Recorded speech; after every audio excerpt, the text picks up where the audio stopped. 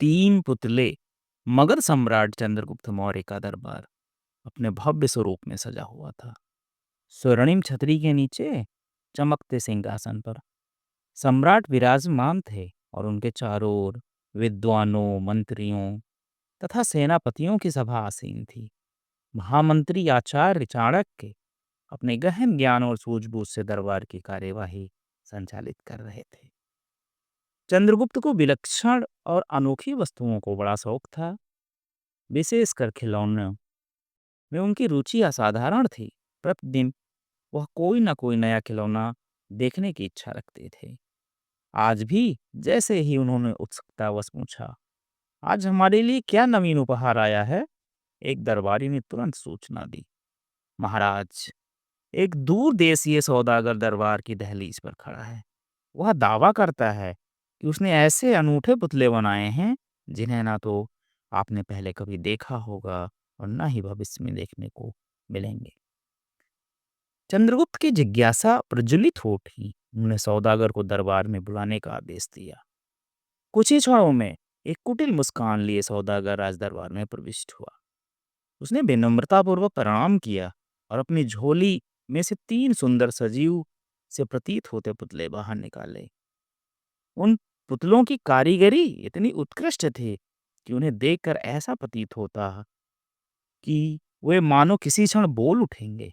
सौदागर ने पुतलों को राजा के समक्ष रखते हुए कहा, महाराज, ये तीनों पुतले अद्वितीय हैं, देखने में एक जैसे हैं, किंतु इनके गुण भिन्न भिन्न हैं। पहला पुतला 1,00,000 स्वर्ण मुद्राओं का और दूसरा मात्र 1,000 मुद्राओं का और तीसरे की कीमत केवल 1 मुद्रा है। यह सुनकर सम्राट चकित रह गए। उन्होंने पुतलों को हर ओर से देखा, परंतु उनमें कोई विशेष अंतर नहीं दिखाई दिया। इनमें इतना मूल्य अंतर क्यों? चंद्रगुप्त ने विस्मय पूर्वक पूछा। मगर कोई उत्तर नहीं मिला। सभा में सन्नाटा छा गया। हर कोई पुतलों को उलट पुलट कर देखने लगा, परंतु भेद कोई नहीं पा सका।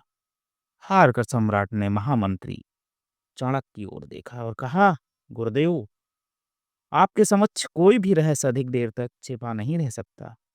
कृपया इस गूढ़ पहेली को सुलझाने का कष्ट करें। चाणक्य मंद मंद मुस्कुराए। उन्होंने पुतलों को ध्यानपूर्वक देखा और एक प्रहरी को आदेश दिया, एक तिनका ले आओ। सभी अचंभित थे। आखिर पुतलों का रहस्य तिनकों से कैसे खुलेगा? कुछ ही क्षणों में सैनिक तिनके ले आया। चाणक्य ने पहला तिनका उठाया और उसे पहले पुतले के कान में डाला। सभा में उपस्थित जन विस्मय से देखते रहे। तिनका सीधा पुतले के पेट में चला गया। कुछ क्षणों बाद पुतले के होंठ हिले, मानो कुछ कहने वाला हो, परंतु उसने कुछ नहीं कहा। इसके बाद आचार्य ने दूसरा तिनका दूसरे पुतले के कान में डाला। इस बार सभी ने देखा कि तिनका दूसरे कान से बाहर निकल गया, किंतु पुतला वैसा ही स्थिर बना रहा। अब चाणक्य ने तीसरे पुतले की बारी ली। जैसे ही तिनका उसके कान में डाला, वह सीधे पुतले के मुंह से बाहर निकल आया और तब पुतले का मुख खुल गया, मानो वह ऊंचे स्वर में कुछ चिल्ला रहा हो। दरबार में हलचल मच गई। चंद्रगुप्त ने उत्सुकता वश पूछा, गुरुदेव, यह क्या रहस्य है? इन पुतलों का मूल्य इतना भिन्न क्यों है? चाणक्य गंभीरता से बोले, राजन, ये तीन पुतले मनुष्यों के स्वभाव के तीन भिन्न प्रकारों का प्रतिनिधित्व करते हैं। फिर उन्होंने प्रथम पुतले की ओर इशारा कर कहा, यह वह व्यक्ति है जो सुनी सुनाई बातों को अपने हृदय में संजोकर रखता है। वह पहले विचार करता है, फिर अपनी वाणी खोलता है। यह ज्ञानी और विवेकी पुरुष का प्रतीक है। ऐसा व्यक्ति अपने ज्ञान की गंभीरता और बुद्धिमत्ता के कारण अत्यधिक मूल्यवान होता है। इसी कारण इस पुतले का मूल्य 1,00,000 स्वर्ण मुद्राएं है। इसके पश्चात उन्होंने दूसरे पुतले की ओर संकेत करते हुए कहा, यह वह व्यक्ति है जो कुछ भी सुनता है, किंतु ना तो उस पर ध्यान देता है और ना ही उसे दूसरों को बताने में रुचि रखता है। वह अपने ही संसार में मगन रहता है। ऐसा व्यक्ति किसी को कोई हानि नहीं पहुंचाते, परंतु किसी विशेष योगदान के अभाव में उनकी कीमत सीमित रहती है। का इसका मूल्य 1000 स्वर्ण मुद्राएं हैं। अंत में उन्होंने तीसरे पुतले की ओर दृष्टि घुमाई और बोले, यह तीसरा पुतला उन लोगों का प्रतीक है जो किसी भी बात को बिना सोचे समझे तुरंत दूसरों को बता देते हैं। वे कान के कच्चे और मुंह के हल्के होते हैं। बिना सत्यापन के किसी भी सूचना को फैलाने वाले लोग समाज में भ्रम और अशांति उत्पन्न कर सकते हैं। इसलिए इस पुतले का मूल्य केवल एक मुद्रा है। सम्राट चंद्रगुप्त ने गहरे चिंतन के साथ चाणक्य के शब्दों को आत्मसात किया। दरबार में बैठे सभी व्यक्तियों ने भी इस कथा से एक महत्वपूर्ण शिक्षा प्राप्त की।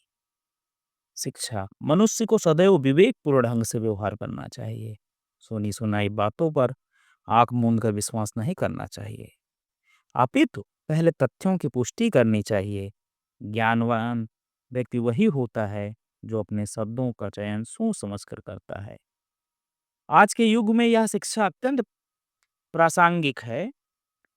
जब सूचना तेजी से फैलती है तब हमें यह निर्णय लेना चाहिए कि हम कौन से पुतले की तरह बनना चाहते हैं। वह जो सोच समझकर बोलता है और समाज में आदर प्राप्त करता है, या वह जो अनसुना कर देता है किंतु किसी को हानि नहीं पहुंचाता, या वह जो बिना सोचे समझे कुछ भी कहकर समस्याएं उत्पन्न करता है।